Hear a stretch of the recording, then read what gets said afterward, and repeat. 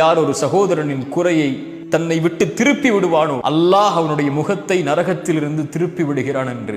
ஒருவரை பற்றி பேச வருகிறார், ஒருடைய குறையை சொல்கிறார், ஒருடைய மானத்தை அவர் இப்படி செய்தார் அப்படி செய்தார், அந்த நிமிடத்தில் செய்தார், அவர் அப்படிப்பட்டவர் இப்படிப்பட்டவர் என்று ஒருவரிடத்திலே ஒருவரை பற்றி பேச வருகிறார். அப்போது அவர் அதை தடுத்து கொண்டால் எனக்கு இது தேவையற்ற செயல். அடியானுக்கும் அல்லாவிற்கும் உள்ள தொடர்பது. அவன் பாவம் செய்தால் அவன் மறைப்பான், அவன் மன்னிப்பான், அவன் மறைத்திருக்கிறான், நீ வெளிப்படுத்த வருகிறாய், என்னை விட்டு விலகிவிடு என்று அவரை தடுத்து கொண்டால் அல்லாஹ் என்ன செய்வான்? அல்லாஹ் நரகத்திலிருந்து இவருடைய முகத்தை அல்லாஹ் தடுத்துக் கொள்வான் என்று அல்லாஹ்வுடைய தூதர் ஸல்லல்லாஹு அலைஹி வஸல்லம் சொன்னார். அல்லாஹ் மறைத்திருக்கிறான், நானும் மறைக்கிறேன். நான் என் மானம் வெளிப்படுவதை விரும்ப மாட்டேன்.